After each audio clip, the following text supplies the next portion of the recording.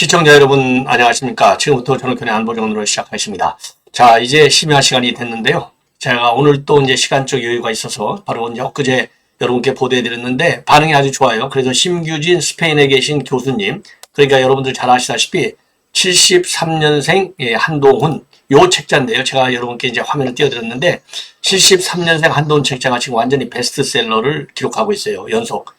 정치사회 부문에서 베스트셀러를 기록하고 있는데 그 얘기는 뭐 여러 가지 이유가 있겠지만 이제 한동훈 위원장이 뜨고 있는 측면도 있지만은 저도 이 책을 읽어봤는데 책 내용이 아주 정리가 잘 돼 있어요. 한동훈 위원장을 분석하는데 그리고 또 이해하는데 그래서 그런 이 타이밍상으로도 좋고 그다음에 이제 콘텐츠상으로도 좋고 이러다 보니까 이 책이 굉장히 인기가 있는데요.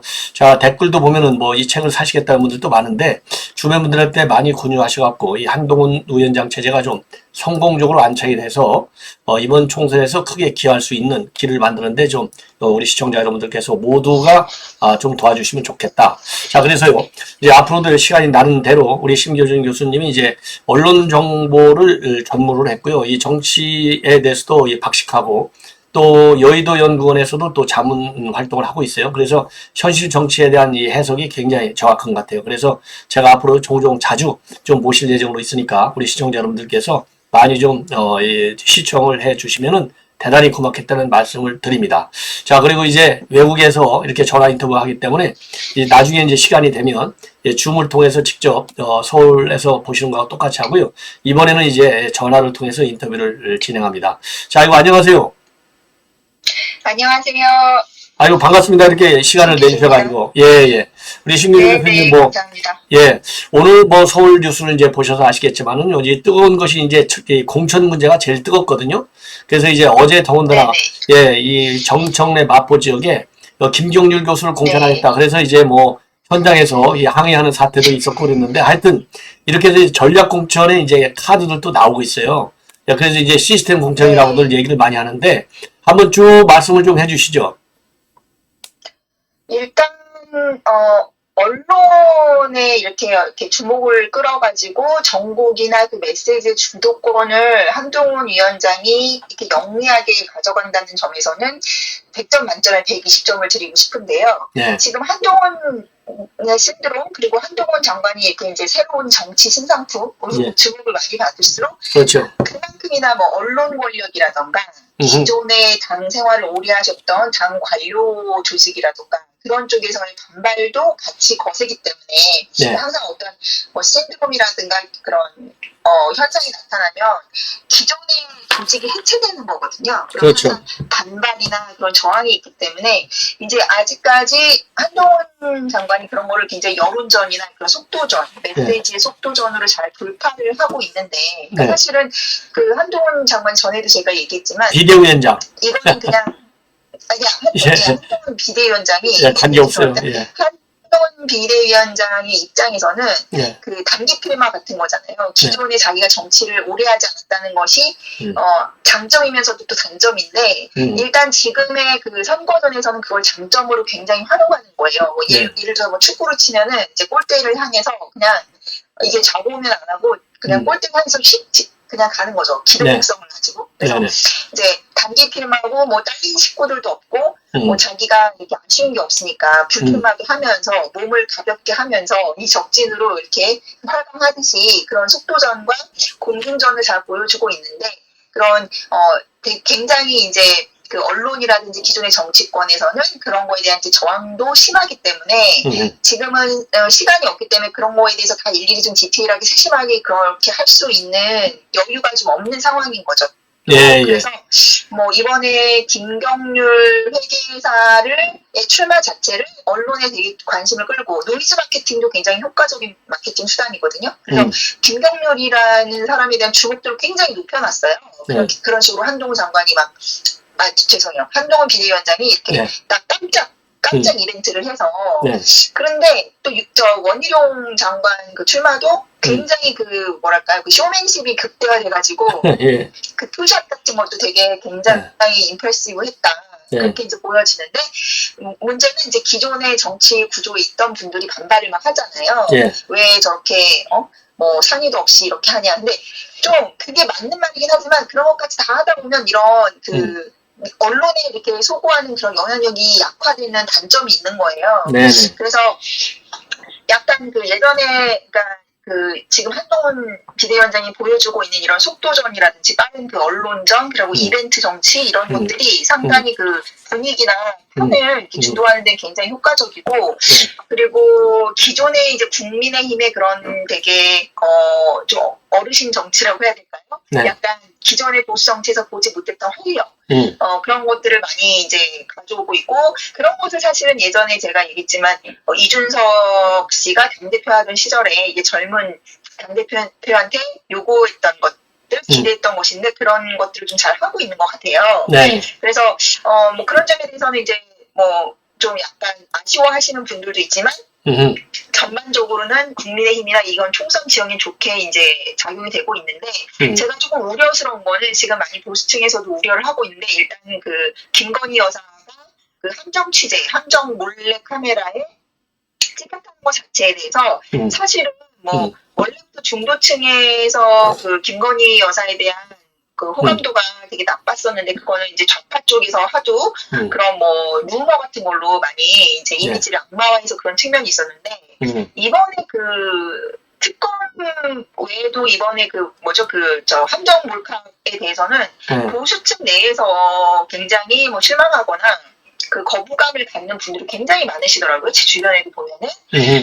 근데 지금 문제가 이게, 그러니까 예를 들어서 일단 그 한동훈 비대위원장이 새로 이제 정치 신인으로서 당을 이렇게 딱 들어와서 빠르게 속도전으로 메시지만 내면서 당을 일사불란한 리더십으로 재편했다는 것은 너무 좋은 일인데, 이제부터 문제가 이제 그 보수 내에 갈라져 있는 여론을 어떻게 잘 통합하면서 가는 것인가가 이제 숙제거든요. 네. 그래서 그 몰카 문제에 대해서는 지금 주류 내에 뭐 조중동이나 그런 주류 언론이 뭐 그 특검은 이제 악법이고, 제가 봤을 땐 그 특검 자체도 굉장히 반헌법적인 요소도 많고, 그래서 대통령께서 뭐 제2요구권을 쓰는 건 당연한 것이고, 또 이것은 받았을 때 이 총선에 미친 영향이 되게 크기 때문에 보수층 내에서도 이제 총선은 악법이라는 것에 대해서는 컨센서스가 있는 것 같은데, 문제는 보수 내에서도 또 한동훈 비대위원장 지지하는 층에서도 또 심지어는 윤석열 대통령 지지하는 층에서도 그런 김건희 여사가 그 뭐 좌파 목사한테 꼬임에 넘어간 것 자체가 문제다. 그리고 뭐 그런 그 영상에 그 부적절한 부분들이 많이 이제 일단 노출이 많이 된 것 자체가 문제다라고 생각을 하는 거거든요. 그 과정이 어쨌든 간에. 그래서 저는 그것에 대해서는 이게 자꾸 문제는 뭐냐면, 이게 자꾸 바깥으로 이렇게 합의 없이 나오는 그런 일사불란하지 않은 모습이 더 문제인 거거든요. 그러니까 사실은 총선에서 보여줘야 되는 것은 이쪽 집이 참 잘 돌아가고 있다, 일사불란한 팀워크를 보여주고 있다, 그런 방향성이 되게 중요한데, 이렇게 계속 생각이 다른데 그 또 생각이 조율되지 않고 막 중구난방으로 나오면 언론들이 막 그 싸움을 부추기고 이간질을 한단 말이에요. 네네. 저는 이런 것을 막기 위해서는 그 지도부에서, 그러니까 그 윤재욱 원내대표는 물론이고 이 대통령과 한동훈 장관, 그런 지금 이제 포텐셜을 보여줘야 될 주체들이 빨리 이 사안에 대해서 어떻게 해서든지 그 내부에서 조정하고 메시지를 어떻게 정해서 나가는 그 방향성을 보여주는 게 제일 중요한 거거든요. 그러니까 이 사람이 이 말하고 저 사람이 이 말하는 거에 대해서 그게 더 저는 문제라고 생각해요. 그러니까 보수, 특히나 지금은 보수 지지층들의 여론이 이렇게 갈려 있는 게 분열의 요소, 이간질의 요소가 되기 때문에 그걸 빨리 해줘야 되는데, 그런 면에 있어서 빨리 그 합의와 결단을 내서 클리어한 메시지를 이렇게 딱 끌고 갈 수 있느냐, 그런 문제 해결 능력, 조정 능력을 빨리 윤석열 대통령과 한동훈 비대위원장이 합의와 결단을 해야 된다. 그냥 서로 눈치 보고 있고 이러면 안 된다는 거죠. 그러니까 뭐 이쪽이 주도하고 이쪽이 따라가든지, 이쪽이 주도하고 이쪽이 따라가든지, 그런 롤플레잉을 좀 저는 빨리 해야지 이거에 대한 이제 잡음이 줄어들 거라고 저는 생각을 해요. 그래서 지금 보수 내에서도 여러 가지 의견들이 막 갈라져서 어떤 분열과 이런 빈탕에 불씨가 되는 것을 빨리 미연에 방지해야 된다. 그러면 뭐 예를 들어서 이쪽에 말이 더 우세하다라고 이제 판단을 하면은 뭐 이렇게 이런 부분에 있어서는 뭐 특검에 대해서는 이런 메시지를 내고 그다음에 이 부분에 대해서 보수층을 포함한 뭐 국민들이 의구심을 갖는 거에 대해서는 이런 메시지를 내고 이런 식으로 서로 합의해서 결단을 해서 나가야 된다. 그런 게 저는 좀 우려가 돼요. 네. 그래서 지금 보면 김경률 씨를 잘 활용을 해야 되는데 이분의 이제 성격은 약간 윤석열 대통령하고 좀 비슷한 결이 좀 있어요. 원래 어떡해요? 저쪽 진영이었는데 네. 저쪽 진영에서 넘어왔잖아요. 네, 그렇죠. 그래서 저는 이분이 좀 약간 메시지가 안정감이 좀 없고 이 보수 지지층에서 보기에는 그 기존에 쌓여진 우리 진영에 있던 사람이라는 그런 신뢰가 별로 없는 게 좀 약점이잖아요. 네. 그래서 저는 한동훈 장관이 일단 이분을 굉장히 그 험지 중에 험지라고 할 수 있는 이제 정청래 깃달의 본질 아닙니까? 네. 그러니까 깃달 전체주의 본진에다가 이렇게 투입해서 전사로 쓰는 거는 굉장히 유효하다고 생각을 해요. 그리고 왜냐면 그 마포나 이런 수도권의 정서에 또 잘 맞는 캐릭터거든요. 이분의 캐릭터가 뭐 이렇게 거기가 젊은 층이 많고 무당층이 많고 그래서 이분이 저쪽에도 쓴소리를 하고 이쪽에도 쓴소리를 하고 그런 캐릭터 자체가 뭐 예전에 윤석열 대통령이 검찰총장인데 뭐 살아있는 권력에다가 막 하는 그런 느낌? 그래서 되게 중도나 무당층에는 소구하는 그런 매력이 굉장히 있기 때문에 이런 식으로 그런 그 공천 전략으로 활용하는 건 굉장히 그 컨셉이나 그런 기획 자체는 되게 훌륭했다고 생각하는데 뭐 악마는 디테일이 있다고 근데 이제 이분이 이렇게 내는 메시지가 조금 이렇게 정제되지 않고 조율되지 않기 때문에 오히려 언론에 더 부정적으로 먹이감이 된다라고 해야 될까요? 그런 식으로 좀 악용되는 그런 부분이 있기 때문에 좀 그런 거에 있어서는 저는 이거는 한동훈 비대위원장의 리더십을이나 이런 조직 관리 능력을 보여줘야 될 때라고 생각해요. 지금 이수정 씨 같은 경우도 이수정 후보도 막 뭐 여러 가지 자기 의견을 막 얘기하는데 이제 그게 중도층한테는 오히려 뭐 그 민의를 반영하고 뭔가 이 당이 좀 이렇게 북적북적하다는 느낌으로 보여줄 수도 있지만 더 이 총선 전략이라는 측면에서는 뭔가 그랜드한 그런 메시지 속에서 같이 이렇게 조율돼서 팀플레이가 되는 그래서 어떤 방향이다 그 방향성을 빨리 내줘야 된다는 거죠. 근데 지금 보면 약간 한동훈 비대위원장 쪽도 그렇고 대통령실도 그렇고 서로 그냥 뭔가 이 말에 대해서 뜨거운 감자에 대해서 서로 이렇게 눈치만 보고 말을 꺼내기 어려워하는 그런 느낌이 들거든요. 그래서 저는 이거는 빨리 그 두 분이 사실 합의하고 결단하고 이렇게 딱 어느 쪽에서 주도권을 잡고 돼야지 되는 문제지 자꾸 서로 눈치만 보고 있다가는 이렇게 자본만 커지고 이렇게 정제되지 않은 메시지만 나오고 저는 그럴 것이다라고 생각해요. 그래서 그 중간에 상당히가 되는 능력을 그 윤재욱 원내대표 그분이 해주시던지 이렇게 약간 그래서 그럼 지금은 제일 중요한 게 케미스트리와 그 팀플레이를 보여줘야 될 때라고 저는 생각하거든요. 그래서 민생의 정책이든 아니면 이런 정치 현안에 대한 것이든 이 대통령실과 당이 티키타카를 하면서 우리 이렇게 한 방향으로 가고 있어요. 합의가 되고 있어요. 이런 모습을 보여야지 각자 따로 노는 모습이 되면은 되게 망하는 거죠. 네. 그래서 저도 저 김경률 비대위원이 하는 얘기하고 그다음에 당에서 이제 한동훈 위원장 그다음에 이제 윤재욱 대표가 하는 거를 제가 어제 오늘 제가 많이 이제 분석을 해줬어요. 그래서 저도 이제 우리 심 교수님하고 이제 상당 부분이 이제 흡사한데 저는 이제 여하간 당내 뭐 제 의견을 얘기하면 안 되죠. 저야 이미 다 아는 건데 이제 우리 이제 토론을 진행하기 위해서 드리는 말씀인데 당 내에서 얘기할 때는 난상 토론 하라 이거예요. 다른 얘기도 하고. 그러나 일단 당에서 의견이 이제 그러니까 그렇게 갔다 그랬잖아요. 팀플레이. 당 안에서 결론이 딱 났다. 이거는 방점이 오늘 또 윤재원 원내대표가 그랬거든요. 함정 몰카에 지금 김건희 여사가 이제 거기에 이제 걸려드는 거잖아요. 함정 몰파가 이게 불법적이고 비윤리적이고 비도덕적이고 그리고 취재 윤례도 맞지 않고 여기에 방점이 있고 이게 본질인데 왜 요거는 전부 놔두고 김건희 여사 잘못만 부족하게 시켜갖고 특검 돌리러 가느냐. 요게 저는 그래서요. 이제 결론. 이게 그 김경률 변호사 저 비대위원이 미안한 얘기지만 저는요 이 사람의 피는 그렇게 바뀌지 않는다고 봐요. 좌파에서 우파로 왔잖아요. 좌파에서 우파로 올 때 조국 때문에 온 거 아니겠습니까? 정의가 맞지 않으니까. 그래서 제가 그러면은 정의의 기준서부터 여러 가지 논의가 있겠지만은 이 사람이 다시 이제 좌파 기질이 발동한 것이 아니냐. 저는 그런 시각에서 보고 싶어요. 그런 점에서 이 케미스트리를 맞춰야 되고 팀플레이 해야 된다. 여기에 이제 저는 동의를 하는데 문제는 이제 한동훈 위원장이 오늘 처음으로 아쉬운 점도 있고, 그 다음에는 좀 뭔가 좀 뭐라 그럴까요? 걱정스러운 부분도 있다. 이렇게 이제 우려를 노골적으로 이렇게 표명해서 오늘 처음이에요. 이게 이제 어떤 기제로 이제 영향을 줄 것이냐. 여기에 대해서는 우리 신 교수님 어떻게 보시는지 모르겠네요. 저는 약간, 그러니까 제가 봤을 때 지금 그게 전 더 우려가 돼요. 그러니까 잠깐 보면 이게 윤석열 대통령 입장에서도 한동훈 비대위원 체제로 이렇게 간 게 비대위원장 체제로 간 게 하나의 정치적인 모험이거든요. 일종의 승부수. 네. 그거는 한동훈 비대위원장 입장에서도 마찬가지예요. 지금. 그래서 이 정부 여당과 이 당이 지금 총선에서 같이 그 총선 승리라는 프로젝트로 지금 팀이 꾸려진 거거든요, 사실은. 근데 이게, 그러니까 어쨌든 저는 윤석열 대통령도 그냥 이렇게 서로를 좀 믿어줘야 된다라고 전 생각을 해요.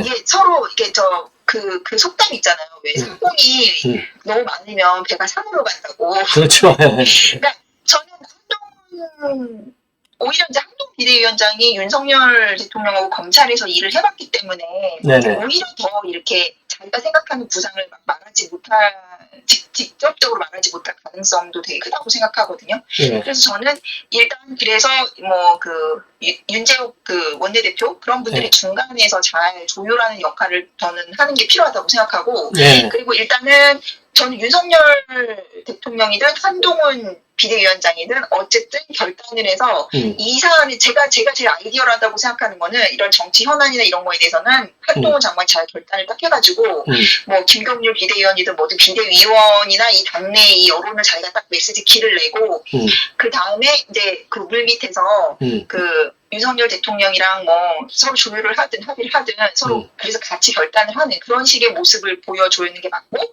또 이제 민생 정책이나 이런 거에 있어서도 뭐 대통령이 지금 민생 때문에 많이 다니시잖아요. 그러면은 이 대통령 쪽에서 이렇게 이벤트나 화두를 던지면 거기에 맞춰서 뭐 한동훈 장관 비대위원장이 이런 당에서 많은 세부적인 디테일로 이렇게 서포트를 한다던가 그러니까 이렇게 주고받고가 돼야 되는데 그런 식의 어떤 팀이 구성이 팀 역할 그런 거를 좀 잘 빨리 이 시스템을 먼저 만들었으면 좋겠어요. 지금은 그냥 우리 같이 해보자 하고 해서 동업을 하는데 우리 같이 해보자 했는데 서로 내가 이런 말하면 이 사람이 상처받으니까 서로 이렇게 눈치 보고 어려워하고 막 그런 식으로 가면은 더 직원들이 밑에 일하는 사람들이 혼란스럽단 말이에요. 그래서 그런 뜨거운 감자 지금 정치 현안 문제들에 대해서 어쨌든 지금 김건희 여사에 대한 문제가 크지 않습니까? 그러니까 그게 어떤 식으로 되던 간에 합의를 이뤄가지고 그럼 이거는 우리 특검은 이렇게 넘어가고 이 문제에 대해서는 어떤 수위로 어떤 메시지를 통일해서 얘기를 하자 그렇게 갔으면 좋겠고 지금 제가 김경률 씨가 하시는 그런 말을 좀 찬찬히 들어보면 좀 그렇게 좀 급발진하고 조율되지 않는 자기 얘기를 막 하는 그런 부분도 있고 지금 김경률 씨뿐만 아니라 뭐 하태경이나 그런 사람들 다 그러는데 이게 문제는 이제 김경률 씨가 가지는 상징성이거든요. 어쨌든 김경률을 지금 보면 한동훈 비대위원장의 어떤 히든 카드 핵심 카드가 되고 있잖아요. 그러니까 약간 사람들이 동기화돼서 생각을 하는데 약간 지금 보면 한동훈 비대위원장이 말하기 껄끄러운 거를 김경률 씨가 얘기해 주길 바래서 저렇게 하는 건가? 라는 생각이 많이 들거든요. 저도 그 점을 저도 이제 왜냐하면 지금 이제 김건희 여사에 대해서 얘기하는 게 하태경이도 본래 좌파였다가 우파로 돌아온 사람이에요. 그 다음에 김경률이도 좌파에서 우파로 전향한 사람들. 둘 다 오리지널 피가 처음부터 우파가 아닌 사람들이에요. 그 다음에 이수정이는 또 한동훈 위원장이 인재 영입 1호 케이스로 또 영입한 사람이에요. 이런 사람들이 일제히 딱 야당하고 똑같은 얘기를 하는 겁니다. 저는 그래서 이 사람들이 과연 어디까지 가겠다는 건가? 이게 이제 의문이 되는 거예요. 그래서 지금 말씀하신 대로, 말씀하세요. 근데 저는 약간 그런 식의 그것도 우려가 좀 돼요. 사실은 근데 오히려 뭐 그 윤석열 대통령 후보 시절부터 이런 그 친윤지대 거부감을 보이고 그 당시 윤석열 대통령이나 뭐 김건희 여사를 막 비난하고 뒤에서 욕하고 했던 사람들이 그런 그 새로운 사람들이 아니라 오히려 뭐 기존에 친박이니 뭐 유승민 괜히 김무성 괜히 해가지고 오래 당했던 분들이 더 그렇게 공격을 많이 했었거든요. 네. 그래서 저는 지금 저 봐라 뭐 좌파에서 온 사람들이 공격하는 거 아니야? 그거는 좀 저는 잘 맞지 않다고 생각해요. 왜냐면 제가 보면 골수 뭐 우파라고 하시는 분들이 오히려 뭐 윤석열 대통령도 왜 좌파냐고 그러고 그 한동훈 비대위원장도 좌파라고 그러고 막 그런 분들은 이제 있거든요. 근데 그게 저는 사실은 좌파 우파의 문제나 아니면 전향에서 왔냐 아니냐의 문제는 아니라고 생각하고 오히려 지금 보면 서민 교수님이라든지 그러니까 그쪽에서 오신 분들이 더 또 구자용 씨도 뭐 약간 이제 새로 오신 분들인데 그분들은 더 확실히 그 윤석열 대통령이나 김건희 여사 입장에서도 말씀을 많이 해주시거든요. 그래서 저는 그게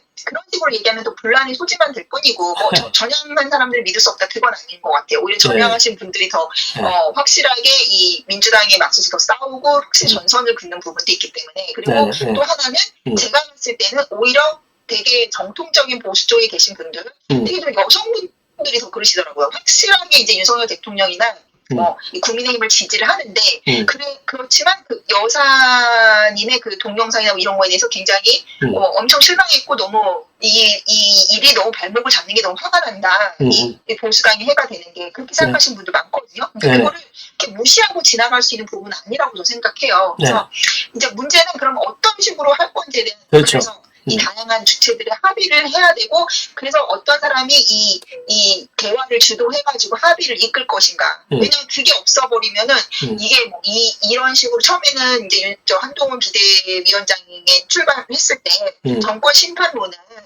우리가 이게 청년이나 아니면 그 좀 더 미래지향적으로 이 판을 바꿨다라는 걸로 이게 프레임 전환을 해서 총선에 임하려고 했는데 자꾸 이런 이슈가 클리어하게 정리되지 않고 이런 파생적인 잡음이 많아지면 저 좌파들이 원하는 프레임에 걸려 들어가는 거거든요. 그러니까 이거는 오히려 더 안 좋게 되는 거죠. 그러니까 정권 심판론도 아니고 이건 완전히 리더십이 없는 약간 뭐 이렇게 분란만 일으키고 뭔가 더 리더십이 없는 당이 돼버리면 그게 저는 문제인 거예요. 그러니까 약간 이거는 총선은 어느 쪽에서 유능한 리더십을 보여주느냐로 승부를 걸어야 되는 건데 여기서는 그러니까 배가 산으로 가네 이런 식의 느낌이 들면 그냥 끝장나는 거거든요. 그래서 저는 그 점이 굉장히 우려가 돼요. 그래서 지금 저는 일단 한동훈 비대위원장이 이렇게 구상하는 지금 이런 이벤트라든가 뭐 정책 발표라든가 브랜딩이라든가 여론전이라든가 이벤트 정말 120점을 주고 싶은데 정말 중요한 거는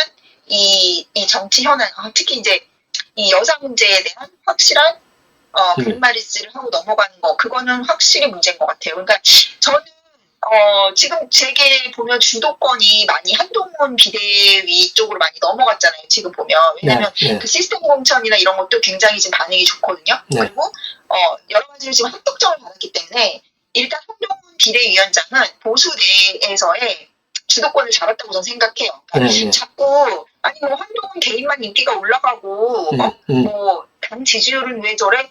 그 말이 저는 온당치 않다고 생각하는 게 한동훈 장관은 지금 완전 정치 신인으로 정치도 안 했는데 그냥 막 들어온 거잖아요. 근데 여기서 어쨌든 합격점을 받아서 이 보수 지지층들이 보니까 쓸만하다 믿음이 간다. 그래서 일단 내부를 딱 추스려야지 이 리더십을 가지고 쌩 달리는 거거든요. 근데 여기 안에서의 확실한 리더십이 없으면 뭐 이 사람 저 사람 나와서 떠들면은 이거는 중도층한테도 소호가 없는 거거든요. 그리고 이거는 뭐 일각에서는 한동훈 장관의 중도 확장을 이 윤석열 대통령에 대한 비호감이 막고 있다 이런 얘기를 하는데 그것도 말이 안 되는 게 일단 이 총선은 이 합의된 파트너십으로 치러야 되는 선거입니다. 그러니까 예를 들면은 그 외국에서도 외국 같은 경우에는 이런 합리적인 리더십 같은 것들이 다 이런 파트너십으로 형성이 되거든요. 근데 그 한동훈 비대위원장하고 윤석열 대통령이 서로 상호 보완하면서 이렇게 같이 가는 팀을 보여줘야 되는 거예요. 근데 뭐 이쪽에서 그러면 이 동업을 하려면 서로가 그 어떤 롤에 대해서 역할 분담에 대해서 확실한 클리어한 합의가 돼야 되는데 이거에 대한 갈등 소지로 자꾸 이 김건희 여사의 그 영상 문제가 자꾸 등장을 하니까 그거는 어떻게 해서든지 저는 그 두 분이 빨리 합의하고 결말을 내야 되는 것 같아요. 이쪽으로 갈 건지, 이쪽 왼쪽으로 갈 건지, 오른쪽으로 갈 건지, 중간쯤이 어딘지. 그러니까 그게 안 되면 굉장한 계속 악영향이 될 것이고, 또 하나는 이제 저는 이렇게 생각하거든요. 한동훈 이 보수라는 지역이 예전에 탄핵을 거치면서 완전히 이 초과선만 다 타고 폐허가 됐는데 거기에 인프라를 이제 먼저 까는 게 저는 윤석열 대통령이라고 생각을 해요. 근데 한동훈 장관 같은 경우는 굉장히 화려한 막 그 익스테리어와 인테리어를 할 수 있는 건물을 지을 수 있는 사람인 거죠. 근데 막 그런 고층 빌딩을 아무데나 막 지을 수 없잖아요. 이런 기반 시설이나 인프라가 깔려져야지 그 위에 짓는 거지. 근데 자꾸 지금 좌파 언론이나 또 중도를 뭐 표방한다고 하는 자칭 그런 뭐 호사가들이 아니 너 한동훈 장관한테 너 당신은 이렇게 좋은 집을 멋있는 막 고층 빌딩을 막 지을 수 있는데 왜 여기서만 지려고 하냐, 왜 서울에서만 지려고 하냐, 막 시골의 땅에다가 아무데나 가서 막 지어라 이렇게 얘기하는 거거든요. 근데 그런 데 가면 집안이 약하니까 아예 고층 건물 못 짓는 거예요. 우르르 그런 데 가서 막 건물만 막 이렇게 지려고 했다가는 그냥 싸그르 무너져 버리는 거죠. 그래서 지금 보수가 해야 될 일은 승리의 전략은 뭐냐면 윤석열 대통령이 이렇게 인프라를 깔아놓은 것 위에 한동훈이라는 고층 건물을 얹혀가지고 많은 사람들이 이곳으로 오게 끌어당겨야 되는 겁니다. 그러니까 뭐 좋은 이런 여기에 삐까뻔쩍한 고층 건물이 여기에 이렇게 이 동네에 이렇게 세워졌네. 그러면 많은 사람들이 다른 동네에서 오게 해야 되는 거예요. 그런 식으로 중도를 끌어당겨야 되는 거라는 거죠. 그래서 저는 좀 되게 걱정이 되는 거는 어쨌든 지층 내부에서도 풀리지 않는 정치 현안에 대해서 여러 갈래로 의견이 지금 혼동된 상황이다라는 게 가장 위기 요소이기 때문에 그럼 여기서는 어쨌든 저는 한동훈 비대위원장이 이렇게 딱 나서서 어떻게 해서든 메시지를 가림맞이를 해서 분란의 요지라든지 이제 예를 들면 저는 그렇게 생각해요. 한동훈 장관이 나서면 김경률 회계사도 그것에 대해서 설득이 되겠죠. 그게 아니면 아예 할 수가 없는 일이잖아요. 저는 김경률 씨가 기존에도 혁신위원이라든지 계속해서 그 정치위원회 위원회라든지 그런 러브콜을 계속 받았던 걸로 저는 알고 있거든요. 근데 항상 그거를 응하지 않았는데 본인이 얘기했듯이 자기가 한동훈 비대위원장한테 설득이 돼서 이렇게 뭐 출마도 하게 됐다. 그렇기 때문에 저는 그리고 이분이 제가 봤을 때는 그 리더십을 막 이렇게 무시하거나 막 그럴 정도의 사람은 아니라고 저는 생각하거든요. 그래서 어쨌든 지금은 한동훈 비대위원장이 당을 이끌고 있기 때문에 그것을 뭐 윤 대통령과의 대화나 합의나 결단으로 빨리 일사불란한 메시지 체제를 구축을 해서 잡음이 나오지 않도록 해야 된다는 게 저는 가장 큰 것 같습니다. 네네. 좋은 말씀 고맙고요. 제 방송을 뭐 많은 사람들이 보니까 이 정책 당국에서도 당에서도 보고 참고를 하겠죠. 하여튼 뭐 오늘 지금 좋은 말씀 해주셔서 고맙고요. 그리고 또 수시로 또 해주시고 그러면 다음 또 제2편 보도를 또 하나 준비하겠습니다. 예, 고맙습니다. 감사합니다. 네. 자, 지금 이제 다시 한번 제가 이 책자를 소개해 드리겠습니다. 이 73년생 한동훈, 이 책이 지금 베스트셀러 1위입니다. 정치사회 부분. 그래서 우리 독자 여러분들, 시청자 여러분들께서도 많이 이 책을 공부하셔가지고 우리 국민의힘이 압승할 수 있는 분위기를 그리고 또 이론적 틀을 갖추는데 도움이 됐으면 하는 마음이 간절합니다. 자, 이것으로 본 방송은 마치겠습니다. 또 이어지는 심규진 교수의 또 이 인터뷰 또 많이 시청해 주시면 대단히 감사하겠습니다. 고맙습니다.